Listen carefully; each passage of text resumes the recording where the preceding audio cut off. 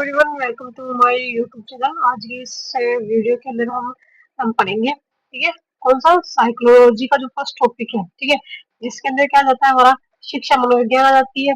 शिक्षा मनोविज्ञान प्राकृतिक कार्य क्षेत्र और प्रभावी शिक्षण के निदान लिखे। देखो, शिक्षा मनोविज्ञान जो है दो शब्दों से मिलकर बना है, शिक्षा और मनोविज्ञान, ठीक है। शिक्षा उत्पत्ति कितने हुई, दो शब्द से हुई थी। देखो, इसके अंदर पाश्चात्य परिप्रेक्ष्य देखें, जो कि इसका मतलब जो कि लैटिन भाषा से है।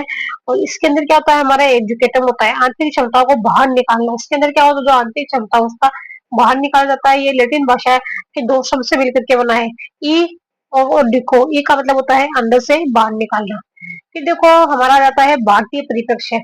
ये संस्कृत भाषा से बना है, ठीक है, जिसका मतलब होता है शिक्ष।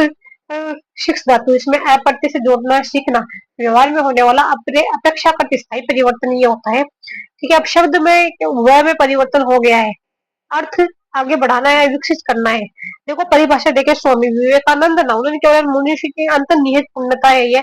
और ब्राउन ने क्या बोला है, बालक के व्यवहार परिवर्तन की प्रक्रिया है। ब्राउन ने क्या बोला है, बालक के व्यवहार परिवर्तन की प्रक्रिया है। पेस्ट्रोलॉजी है, उन्होंने क्या बोला, जन्मजात शक्तियों का स्वाभाविक और प्रगतिशील विकास शिक्षा कहलाती है। ये क्या बोल रहे हैं, जन्मजात शक्तियों का स्वाभाविक और प्रगतिशील विकास शिक्षा कहलाती है। क्रोध करो क्या बोलते हैं, व्यक्तिकरण व सामाजिकरण की प्रक्रिया शिक्षा कहलाती है। क्रोध करो क्या कह रहे हैं, व्यक्तिकरण है, सामाजिकरण की प्रक्रिया क्या कहलाती है, शिक्षा कहलाती है। जॉन डीवी क्या कहते हैं, वातावरण के ऊपर नियंत्रण स्थापित करने की प्रक्रिया। ये क्या मतलब, जो हमारा एनवायरमेंट है उसके ऊपर नियंत्रण स्थापित करने की प्रक्रिया शिक्षा कहलाती है। डगलस व हॉलैंड की बात करें, व्यक्ति के जीवन काल में होने वाले परिवर्तनों का अध्ययन करना। डगलस भाई साहब क्या करे हैं, व्यक्ति के जीवन काल में होने वाले परिवर्तनों का अध्ययन करना ही, ठीक है, क्या कहते हैं हम उसको, हमारा मतलब परिभाषा दी है उन्होंने। देखो, फ्रेडस क्या है, व्यक्ति और समाज दोनों का कल्याण करने वाला होता है। फ्रेडस भाई साहब क्या बोल रहे हैं, ये करिए, व्यक्ति और समाज दोनों का क्या करता है, हमारा मतलब विकास करता है, ठीक है।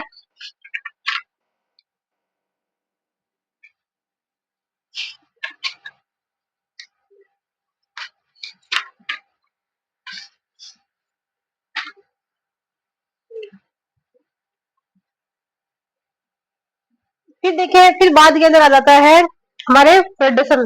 ये क्या बोलते हैं, व्यक्ति व समाज दोनों का कल्याण करने वाला। तो महात्मा गांधी की अगर बात करें, शरीर मस्तिष्क व आत्मा के विकास के स्रोत में अभिव्यक्ति जो है, ये क्या कहते हैं, शरीर है, मस्तिष्क और आत्मा के विकास के स्रोत में अभिव्यक्ति क्या कहती है, शिक्षा कहती है। और जो स्पेंसर है, अंतर्निहित शक्ति व बाह्य जागृत में समन्वय स्थापित करने वाली शक्ति है। ये क्या बोल रहे हैं, अंतर्निहित शक्ति व बाह्य जगत में समन्वय स्थापित करने वाली शक्ति को क्या कहते हैं, शिक्षा क्या कहते हैं। फिर देखिए, दिव्य की बात करें, शिक्षा क्या है, पुनर्कथन का सारांश है। फिर देखो, डॉक्टर राधाकृष्णन की बात करें, मनुष्य व समाज का निर्माण करने वाला तत्व है। जो डॉक्टर राधाकृष्णन है वो क्या बोल रहे हैं, मनुष्य व समाज का निर्माण करने वाला तत्व है ये, ठीक है।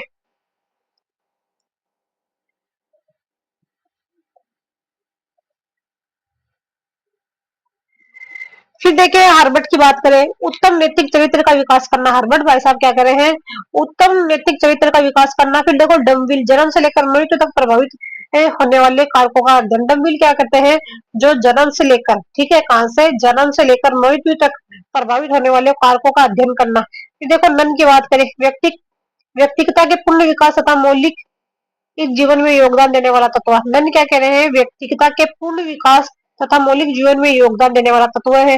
देखो, अंबेडकर बात करें तो अंबेडकर साहब ये क्या कहते हैं, जो शिक्षा वह सैनिक का दूध है जो जितना पिएगा उतना ही दहाड़ेगा।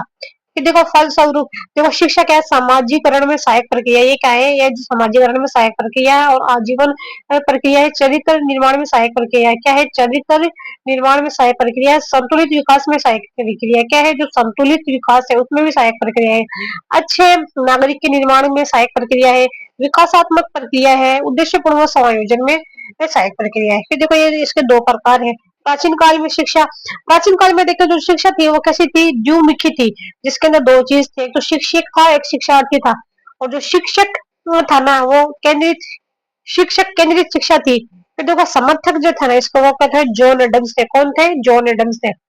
फिर देखो, आधुनिक काल में शिक्षा देखें तो कैसी है, त्रिमुखी प्रक्रिया है। आधुनिक काल में कैसी है, जिसके अंदर शिक्षक आ जाता है, टीचर आ जाता है, स्टूडेंट आ जाता है, और जो पाठ्यक्रम या समाज आ जाता है। ये कैसी है, हमारी बाल केंद्रित है, ठीक है। बाल केंद्रित शिक्षा समर्थक इसके कौन थे, जॉन डिविथ है। लेकिन जो हमारे जॉन एडम्स थे वो क्या बोल रहे थे कि भाई ये शिक्षक केंद्रित शिक्षा है प्राचीन काल के अंदर, ठीक है।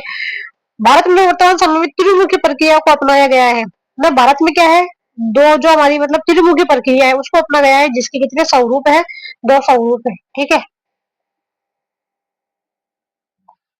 फिर देखो त्रिमुखी प्रक्रिया के अंदर अगर संकीर्ण की अगर बात करें हम, तो संकीर्ण के अंदर क्या जाता है, हमारा शिक्षक आ जाता है, शिक्षार्थी आ जाता है और पाठ्यक्रम आ जाता है। कौन कौन आ जाता है, शिक्षक आ जाता है, शिक्षार्थी आ जाता है और पाठ्यक्रम आ जाता है। बालक के ज्ञानात्मक पक्ष का विकास करना, इसमें क्या होता है, जो बालक होता है उसका ज्ञानात्मक पक्ष है उसका विकास होता है। और 3 R इसके अंदर, जैसे कि पढ़ना है, राइटिंग है, लिखना है, अर्थमेटिक गणना करना है। समर्थन जो है बीएस ब्लूम और जीन पैजे, कौन है इसके समर्थन, जो हमारे बीएस ब्लूम है, ठीक है, और जीन पैजे है, ठीक है। अब व्यापक स्वरूप देखें हम, व्यापक के अंदर कौन आ जाता है, शिक्षक मतलब टीचर स्टूडेंट तो आते हैं, लेकिन इसमें साथ में कौन आता है, व्यापक के अंदर सम्मान आता है, लेकिन संकीर्ण में क्या होता है, पाठ्यक्रम आ जाता है। बालक का इसके अंदर क्या होता है, सर्वांगीण विकास होता है। व्यापक के अंदर क्या होता है, सर्वांगीण विकास होता है, लेकिन जो हमारा संकीर्ण है उसके अंदर ज्ञानात्मक पक्ष का विकास होता है। और इसके अंदर फोर हेड मानसिक विकास आता है, जिसके अंदर हेड जो है वो क्रियात्मक विकास करता है, हार्ट जो है वो क्या करता है, संवेगात्मक विकास करता है, और जो हेल्थ है वो शारीरिक विकास। और जो समर्थक है कौन है, जॉन डीवी है, ठीक है, जॉन डीवी है, महात्मा गांधी और रायबर्न है। देखो आप देखो जॉन डीवी के शिक्षा के कितने अंग होते हैं।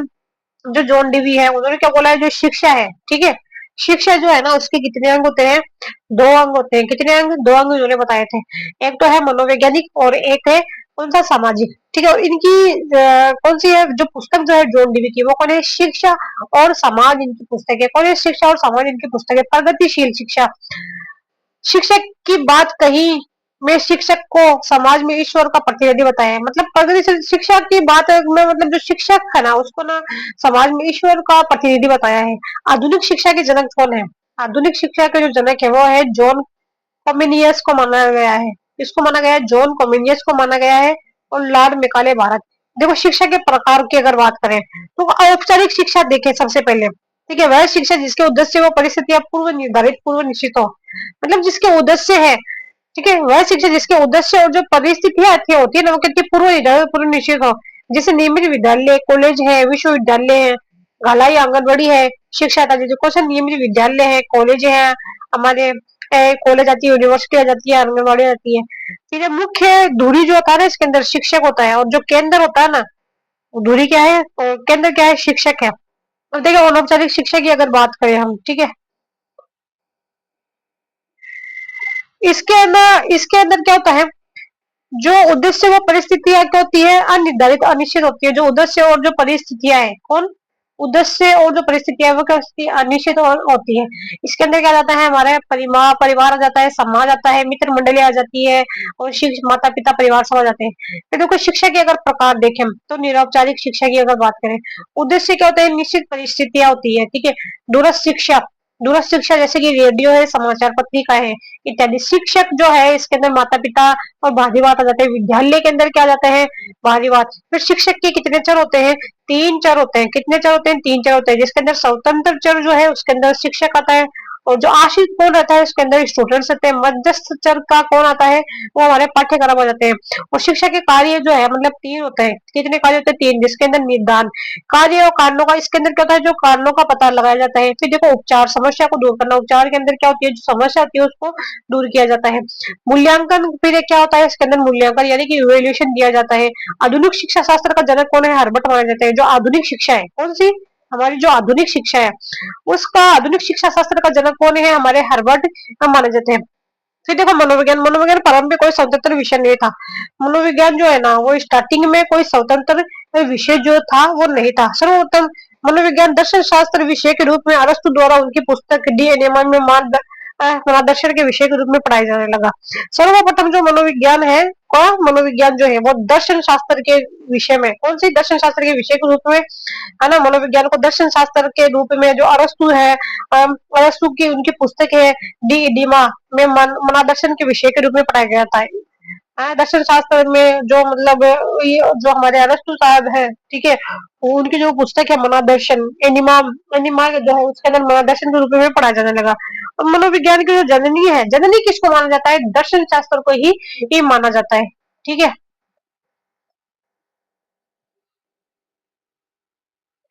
फिर देखिए मनोविज्ञान के आदि जनक जो है वो कौन है, अरस्तु और केलर है।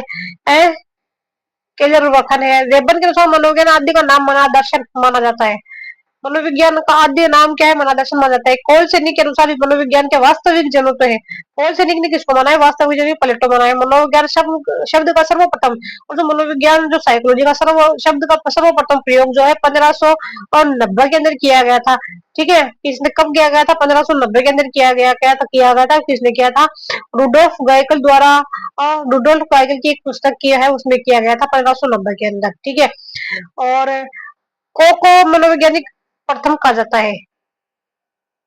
फिर देखो मनोविज्ञान की वैश्विक स्तर पर सर्वप्रथम वैज्ञानिक देखो मनोविज्ञान की जो वैश्विक स्तर पर सर्वप्रथम वैज्ञानिक प्रयोगशाला जो है 1879 में जर्मनी में। और जो इसके जो सबसे पहले जो वैश्विक स्तर पर इसके सर्वप्रथम वैज्ञानिक जो प्रयोगशाला है वो 1879 में लिपजिंग शहर में। लिपजिंग जो शहर विश्वविद्यालय में वर्तमान में कार्ल मार्क्स विश्वविद्यालय में विलियम वुड द्वारा खोली गई थी। वर्तमान नाम क्या है इसका? कार्ल मार्क्स विश्वविद्यालय। किसने खोला था? विलियम वुड ने खोला था। देखो 1879 में ब्रिटिश इसका जो स्रोत है ब्रिटिश नामक पुस्तक।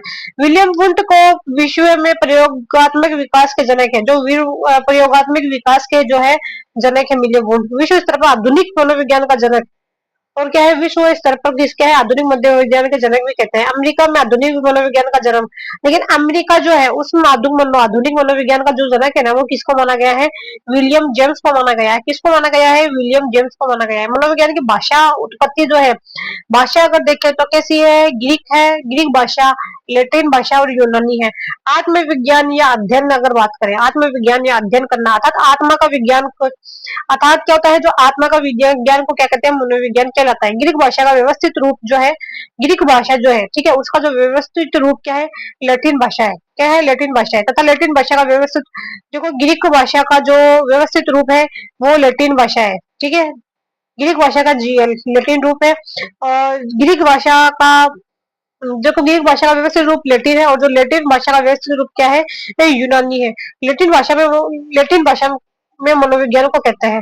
लैटिन भाषा में मनोविज्ञान का। फिर देखो मनोविज्ञान की परिभाषा है। देखो वुडवर्थ जो है वातावरण से संबंधित क्रिया को अध्ययन करता है। इन्होंने क्या बोलता है? वुडवर्थ ने क्या बोला? जो एनवायरमेंट से संबंधित क्रियाओं का अध्ययन करा। करोड़ ने क्या बोला है? मानव व्यवहार वह मानव संबंध। करोड़ क्या करता है? जो मानव का व्यवहार है उसका रिलेशनशिप है उसके बारे में उन्होंने बताया था। फिर देखो जो स्किनर है, स्किनर क्या बोला? व्यवहार व अनुभव का विज्ञान उन्होंने ये बोला था। शिक्षा का आधारभूत विज्ञान बोला है। जीवन की सभी परिस्थितियों में प्राणी की क्रियाओं का अध्ययन। जीवन की मतलब जितनी भी परिस्थितियां हैं उसमें प्राणी की क्रियाओं का अध्ययन है। देखो मैकडूगल जो है, कौन है मैकडूगल? आचरण व व्यवहार यथार्थ विज्ञान बोला है। आचरण, ठीक है, और वह व्यवहार यथार्थ विज्ञान है। ठीक है,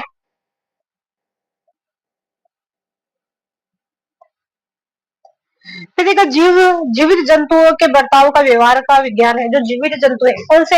हमारे जो जीवित जंतु है, ठीक है, जीवित जंतु जीवों के बर्ताव का व्यवहार विज्ञान है। एटकिंस ने क्या बोला है? मनोविज्ञान व्यवहार तथा मानसिक प्रक्रियाओं का वैज्ञानिक अध्ययन है। एटकिंस भाई साहब जो है उन्होंने क्या बोला? मनोविज्ञान व्यवहार तथा मानसिक प्रक्रियाओं का क्या है? वैज्ञानिक अध्ययन है। वॉटसन जो है, कौन सा वॉटसन? व्यवहार का शुद्ध मौलिक निश्चित धनात्मक विज्ञान है। वॉटसन भाई साहब क्या कहते हैं? व्यवहार का शुद्ध मौलिक और निश्चित धनात्मक विज्ञान है। फिर देखो गार्डनर मर्फी क्या बोल रहे हैं?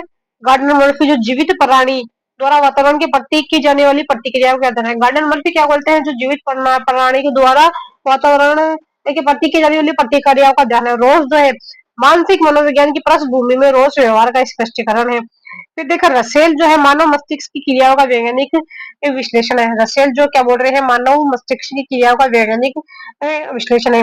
बी एन झा की अगर बात करें, शिक्षा की क्रिया पूर्णतः मनोविज्ञान की कर्ता पर निर्भर करती है। बी एन झा जो है मतलब शिक्षा की क्रिया पूर्णतः मनोविज्ञान की कर्ता पर निर्भर करती है। पिल्सबरी मनोविज्ञान मानव व्यवहार का विज्ञान है। पिल्सबरी क्या बोल रहे हैं? जो मनोविज्ञान मानव व्यवहार का विज्ञान है। फिर देखो फलस्वरूप मनोविज्ञान मानव व्यवहार के अध्ययन के साथ साथ अन्य प्राणियों के व्यवहार का अध्ययन किया जाता है। मतलब मानव व्यवहार के साथ साथ में जो अदर एनिमल्स है उनके व्यवहार का अध्ययन करना। और ये क्या है? एक तरीके की सकारात्मक विज्ञान। मानव व्यवहार को समझना, जो मानव व्यवहार है उसको समझना है, व्याख्या करना है, नियंत्रण करना है, पूर्वानुमान करना है आदि प्रमुख उद्देश्य है। मानव व्यवहार का वैज्ञानिक अध्ययन और या खोज, जो मानव व्यवहार है उसका क्या है? वैज्ञानिक अध्ययन या खोज है। करके सीखने पर बल देता है। सभी क्रियाओं का अध्ययन है। क्या है? जितनी भी क्रिया है उनका सभी का अध्ययन है। ज्ञानात्मक है जैसे कि कल्पना, विचार, चिंतन, स्मरण। क्या है? कल्पना, विचार, चिंतन, स्मरण। देखो भावात्मक की अगर बात करें तो भावात्मक क्या आ जाता है, जैसे कि हंसना है रोना है, प्यार है, दया है, सहायता है किसी, एक्सेट्रा। फिर क्रियात्मक के अंदर क्या जाता है, जैसे कि चखना है, ठीक है, क्या है, चखना है, घूमना है, लिखना है, चबाना इत्यादि। यह एक समर्थक विज्ञान है, क्या है, एक तरीके की यह समर्थक विज्ञान है, क्योंकि इसमें विज्ञान होने के सभी लक्षण पाए जाते हैं। क्योंकि क्या होता है, इसमें विज्ञान होने के सभी लक्षण पाए जाते हैं। देखो, जैस आंकड़ों का संग्रहण है, क्या है, जो जैसे आंकड़ों का क्या है, संग्रहण है, उनका मात्रात्मक अध्ययन करना है, सामान्य नियमों की स्थापना है, जो सामान्य नियम है, ठीक है, क्या है, सामान्य नियम जो है, ठीक है, उनकी स्थापना करना है। मनोविज्ञान के सभी प्रकार की नवीनतम मूल्यांकन संबंधी विधियों का प्रयोग किया जाता है। मनोविज्ञान के सभी प्रकार की नवीनतम मूल्यांकन संबंधी विधियों का प्रयोग किया जाता है, जैसे कि बुद्धि है, क्या है, बुद्धि है, मापन, व्यक्तित्व मापन है। देखो, सभी परिस्थितियों में प्राणी विशेष क्रियाओं का अध्ययन करता है। सभी परिस्थितियों में जो प्राणी है वो विशेष क्रियाओं को क्या करता है, अध्ययन करता है, ठीक है।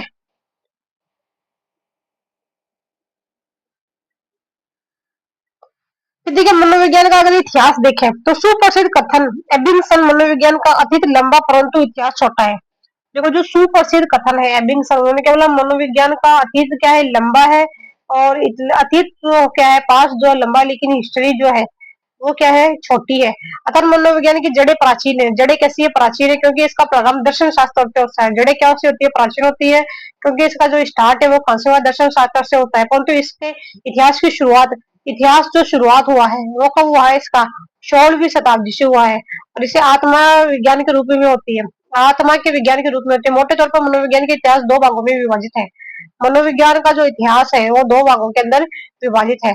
देखो, एक तो होता है विश्व के सापेक्ष होता है, और एक इतिहास कौन सा है, भारत के सापेक्ष। अब जो विश्व के सापेक्ष है, इसमें तो समय के अनुसार है, और दूसरा किस्सा है विषय वस्तु के अनुसार है, जिसमें क्या आता है, हमारा आत्मा का विज्ञान आ जाता है, और मना मस्तिष्क का विज्ञान आत्मा का आ जाता है, मन का आ जाता है, चेतना का आ जाता है, और व्यवहार का आ जाता है, ठीक है। समय के अनुसार अगर बात करें, पूर्व वैज्ञानिक काल है ये, ठीक है, कब, 1850 से। फिर वैज्ञानिक काल आ जाता है हमारा इसके अंदर, जो भी कब आ जाता है, 1879 तक आ जाता है। पूर्व वैज्ञानिक काल के अंदर क्या जाता है, 1850 तक अगर देखें हम, तो उसमें क्या जाता है, हेलिक युग आ जाता है, पुनर्जागरण काल आ जाता है, दर्शन शास्त्र आ जाता है। फिर देखो, वैज्ञानिक काल 1817 से वर्तमान समय तक, इसके अंदर क्या जाता है, संप्रदाय काल, जो कि कब है, 1817 ऐसा 1879 से लेके 1930 तक। फिर देखो, स्वतंत्र काल की बात करें तो वो कितना हो जाता है, 1930 से वर्तमान तक, ठीक है। फिर देखो, 1851 से, ठीक है, 1878 तक शरीर विज्ञानी काल माना जाता है। शरीर कैसा माना जाता है, जो विज्ञानी काल है वो माना जाता है, ठीक है। 1851 से लेकर 78 तक शरीर क्या माना जाता है, विज्ञानी काल। फिर देखा, संरचनावादी संप्रदाय देखे तो इसका उपनाम देखे तो अंतर निरीक्षण संप्रदाय है, जिसके अंदर अस्तित्व संप्रदाय आ जाता है। यह मनोविज्ञान का मनोविज्ञान का क्या माना जाता है, प्रथम संप्रदाय माना जाता है। क्या माना जाता है, जो प्रथम संप्रदाय माना जाता है। इसकी जो स्थापना की अगर बात करें तो कब हुई थी, 1899 में हुई थी, ठीक है। और संस्थापक इसके कौन है, वुंट है, कौन है, वुंट है, और टिचनर है, वुंट व टिचनर है, ठीक है। और अनौपचारिक संस्थापक की बात करें तो इसके अनौपचारिक संस्थागत है ना, जिस संप्रदाय की अगर बात करें तो वो कौन आ जाता है, विलियम वुड आ जाता है।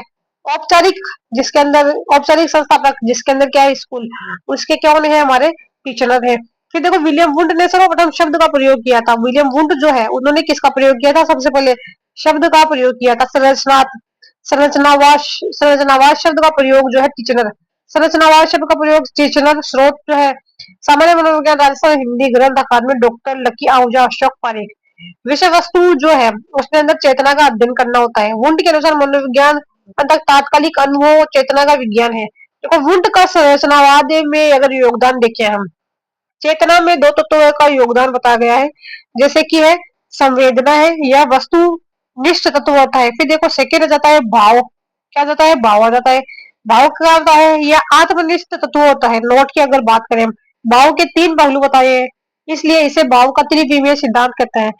जो भाव है, ठीक है, भाव के तीन पहलू बताए हैं, इसलिए इसे भाव का त्रिविमीय सिद्धांत कहते हैं। अगर उत्तेजना की बात करें हम, तो ये क्या है, शांत पहलू। तनाव के अंदर क्या जाता है, शिथिलता पहलू आ जाती है। कौन सी आ जाती है, हमारी जो शिथिलता पहलू है, वो आ जाता है, और सुखद और दुखद पहलू आ जाता है, ठीक है। फिर देखिए चेतना तत्वों की संख्या बताई है। चेतना देखा जाता है, चेतना संख्या की संख्या दो बताई है। गुण प्रत्येक चेतना पहलू का कोई ना कोई गुण होता है, प्रिय और अप्रिय। फिर देखो सेकंड आ जाता है इसके अंदर गति। गति के अंदर क्या जाती है, अर्थात चेतना तत्व गतिशील है। फिर देखो थर्ड, इन्होंने मनोविज्ञान को दर्शन शास्त्र से अलग करने का कार्य किया। जो मनोविज्ञान है उसको दर्शन शास्त्र से अलग करने का काम किया और प्रथम प्रयोगशाला खोली थी। और प्रथम प्रयोगशाला खोली थी कब, 1879 के अंदर। और जो प्रयोगशाला का नाम, फिर देखो टीचर का योगदान देखे हम, तो चेतना चेतना अनुभूति तीन प्रमुख विशेषताएं बताई थी। संवेदना है, भाव है, और थर्ड है प्रतिमा बिंब चेतना की व्याख्या। इन इन तीन तत्वों पर इन तीन तत्वों पर करना आणविक विश्लेषण कहलाता है। फिर देखो कांटे का चुभना है, दर्द का होना है, जैसे कि संभाव, संवेदना, हंसना रोना क्या है, एक इमोशन है। मस्तिष्क में क्या है, मतलब इमेज बनना है। फिर दूसरा आ जाता है चेतना तत्वों की संख्या कितनी थी, चार थी, जिसमें क्या फर्स्ट था गुण, तीव्रता, ठीक है, थर्ड था स्पष्टता और अवधि। अर्थ का संदर्भ सिद्धांत प्रस्तुत किया। अर्थ का क्या क्या था, संदर्भ सिद्धांत प्रस्तुत किया 1915 में। ठीक है, शब्द का अर्थ इस बात से नियत है कि वे क्या बताते हैं, क्या संदर्भ के अनुसार उसका अर्थ परिवर्तित हो जाता है। फिर देखो चौथा आता है चेतना व मन में अंतर किया। जैसे कि चेतना को क्षणिक समय बताया है, मन को स्थायी बताया है। फिर पांचवा आता है मनोदेहिक द्वैतवाद का सिद्धांत। पांचवा क्या है, मनोदेहिक द्वैतवाद का सिद्धांत है। ठीक है,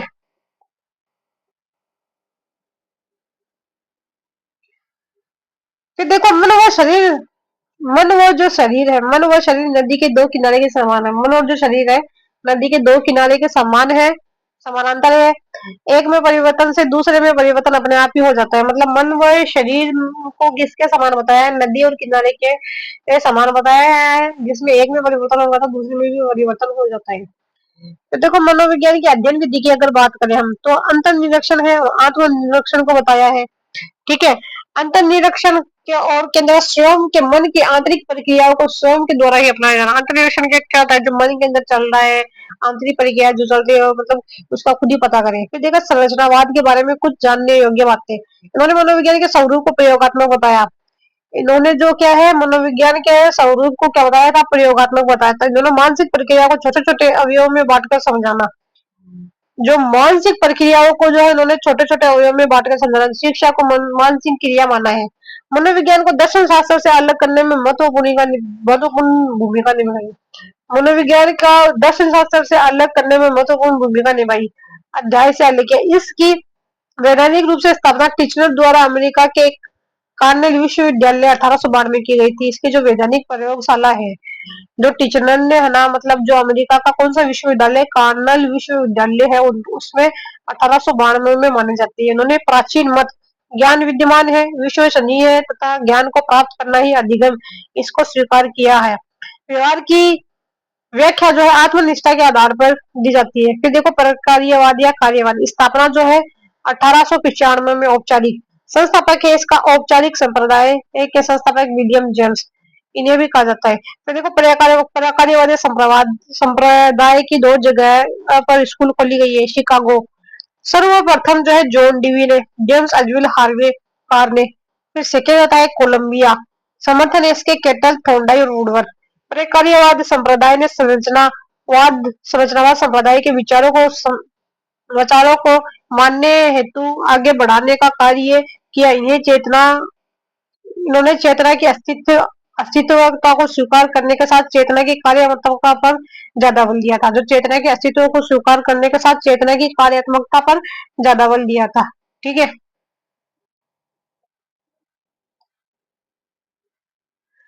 फिर देखिए मनोविज्ञान की अगर विषय वस्तु की अगर बात करें, क्या है मनोविज्ञान की विषय वस्तु की बात करें, तो चेतना की कार्यात्मकता पर बल दिया। जो चेतना की कार्यात्मकता पर बल दिया, अर्थात चेतना क्या है, चेतना क्यों है, चेतना क्या है, क्यों है और कैसे काम करती है, क्या क्यों कैसे कार्य करती है। अध्ययन विधि की अगर बात करें हम, तो अंतर्निरीक्षण है, प्रश्नावली प्रक्षेपण अवलोकन है, मानसिक परीक्षण है, अंतर निरीक्षण से संबंधित है। और क्या है, प्रकार्यवाद संप्रदाय का योगदान है। यह संरचना के वर्णात्मक व विश्लेषणात्मक उपागम का विरोध करता है। कैसे करता है, जो संरचनात्मक है कि वर्णात्मक और विश्लेषणात्मक उपागम का क्या करता है, विरोध करता है। विलियम जेम्स ने चेतना की प्रवाह, चेतना की धारा शब्द की व्याख्या की है। विलियम जो जेम्स है उन्होंने चेतना की प्रवाह, चेतना की धारा शब्द की व्याख्या की है। मनुष्य के मस्तिष्क में विचारों का प्रवाह लगातार होता रहता है।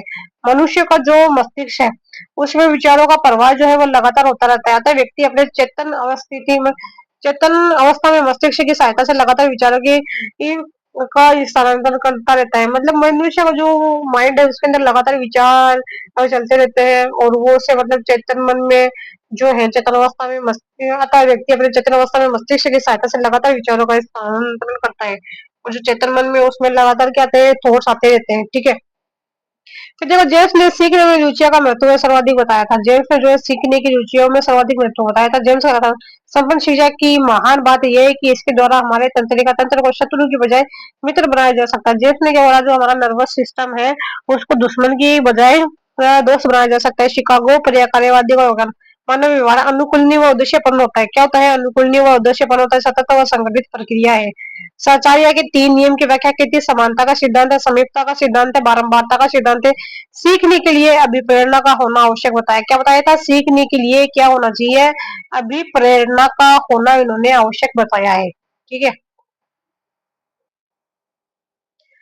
तो देखो कोलंबिया प्रकार्यवाद का योगदान देखो, जैसे कि सबसे पहले देते हैं थॉर्नडाइक, शिक्षा मनोविज्ञान के जनक माने जाते हैं। सीखने के लिए अभ्यास को अत्यंत आवश्यक मानते हैं। जो सीखने के लिए अभ्यास है उसके लिए अत्यंत आवश्यकता मानते हैं। और सीखने के 3 नियम की व्याख्या बताई थी उन्होंने। ठीक है।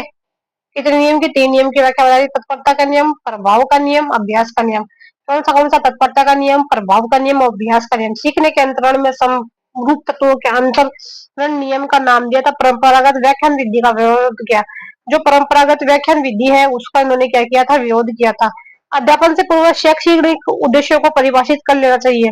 अध्यापन से पूर्व जो है शैक्षणिक जो उद्देश्य है उसको परिभाषित कर लेना चाहिए। 1922 में अंकगणित को पढ़ाने के लिए 7 नियमों की व्याख्या की। 1922 के अंदर जो 7 अंकगणित को पढ़ाने के लिए 7 नियमों की व्याख्या की थी। बुद्धि परीक्षण हेतु परीक्षण बनाए।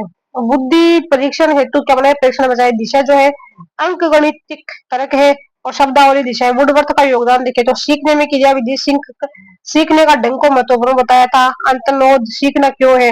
देखो प्राकार्यवाद की उत्पत्ति देखे तो संरचनावाद के वर्णनात्मक और विश्लेषणात्मक उपगम में विरोध हुआ है। फिर देखो व्यवहारवाद की अगर बात करें, व्यवहारवाद के बारे में किसने बताया था? वॉटसन ने बताया था। कब बनाया था? 1913 के अंदर बताया था। और उन्होंने व्यवहार के 2 उपगम बताए। प्रारंभिक व्यवहारवादी जिसके अंदर हंटर और कास्ट आ जाता है। और उत्तर व्यवहारवाद के अंदर क्या जाता है? गुथरी, हॉल, स्किनर और फेंटर आ जाता है। मनोविज्ञान की अगर विषय वस्तु की बात करें तो मानव व्यवहार का क्या है? अध्ययन करना है। मनोविज्ञान की अध्ययन विधि की बात करें तो अवलोकन है और अनुबंधन है। कौन सी है? अवलोकन है और अनुबंधन है। ठीक है। और कौन सी है? परीक्षण भी है। और परीक्षण भी है और शाब्दिक रिपोर्ट भी। व्यवहार के 2 पागम के 2 भाग होते हैं। प्राथमिक उपक्रम है, द्वितीय उपक्रम, गौण उपक्रम है। लॉर्ड वाटसन ने प्राथमिक उपक्रम को ज्यादा महत्वपूर्ण बताया था। जो वाटसन जो है, ठीक है, उन्होंने प्राथमिक उपक्रम को क्या बदला था? ज्यादा महत्वपूर्ण बताया था। प्राथमिक उपक्रम जो है धनात्मक और ऋणात्मक पहलू है। वर्गीकृत जो है अनुभवी व्यवहारवाद है। वस्तुनिष्ठ मनोविज्ञान पर बल दिया था। उन्होंने मानव प्लस पशु के व्यवहार का अध्ययन 2 विधियों से बताया था। ठीक है। मानव जो एनिमल है और ह्यूमन एनिमल का व्यवहार जो है 2 विधियों से बताया था। फिर देखो प्रेक्षण और अनुबंधन, द्वितीय उपगम आदत निर्माण में 3 नियमों का उल्लेख किया था। बारंबारता का नियम है, अभी अभिनवता का नियम है और अनुबंधन का नियम है। वॉटसन व रेनर का प्रयोग जो है 1920 बच्चों पर अल्बर्ट नामक भाषा विकास में गंठ साधना व बाबा की प्रक्रिया, इन दोनों प्रक्रिया को महत्वपूर्ण बताया। चिंतन का परिधीय सिद्धांत, चिंतन का आधार ये पेशीय संकुचन है। अन्य दूसरे अंगों में गति होने का बताया। स्मृति की प्रक्रिया व्याख्या की थी। प्रथम प्रक्रिया किसी आदत या कौशल को सीखना है और जो द्वितीय प्रक्रिया है अभ्यास नहीं होने के कारण भूलना है। तृतीय प्रक्रिया में क्या है? पुनः याद करने का प्रयत्न करना है। वॉटसन का प्रसिद्ध कथन जो है 1 दर्जन स्वस्थ बच्चे दीजिए, मैं उन्हें योग्यता न होते हुए भी मेरी इच्छा अनुसार कुछ भी बना सकता हूँ। योग्यता न होते हुए भी कुछ भी बना सकता हूँ। फिर देखिए यह कथन पर्यावरणवाद कहलाता है। क्या कहलाता है? पर्यावरणवाद कहलाता है। इसी पर्यावरणवाद से प्रभावित होकर एक कार्यक्रम चलाया। इसी पर्यावरणवाद से पृथक होकर एक कार्यक्रम चलाया जिसे पर्यावरणवाद नीति शास्त्र कहते हैं। वयस्कों के दोषों को दूर करने वाला कार्यक्रम है। क्या है? वयस्कों को दोषों करने वाला कार्यक्रम है। मस्तिष्क की संज्ञा जो है किसने दी थी? ब्लैक बॉक्स से की थी। गेसरवाद संप्रदाय समग्रतवादी और संपूर्ण संपूर्ण कार्य 1912। फिर देखो जनक है मैक्स वर्दिमर और सहयोगी है कोलर कोफा गेस्टलवाल जो है जर्मनी भाषा का शब्द अर्थ समग्र संपूर्ण दो शब्द जर्मनी गेस्टलवाद व किंडरगार्टन विषय वस्तु है मानव व्यवहार व चेतना दोनों दोनों अर्थात समग्र अध्ययन है। अध्ययन विधि की बात करें हम सभी को स्वीकार किया केवल विश्लेषण विधि को छोड़कर चिंतन एक के तीन प्रकार बताए थे। चिंतन देखो ये छूटा हुआ है यहाँ पे स्मृति को गठनात्मक प्रक्रिया बताया था। स्मरण का स्वरूप पुनरुत्पादक नवता का रचनात्मकता है। मनोविश्लेषणात्मक संप्रदाय गठनात्मक संप्रदाय 1900 के अंदर ठीक है।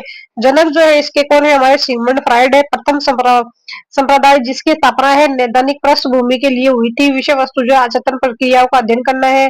अध्ययन विधि जो है मुक्त साचार्य विधि है। स्वप्न विश्लेषण विधि है। सम्मोहन और क्या है सम्मोहन विधि भी है ठीक है।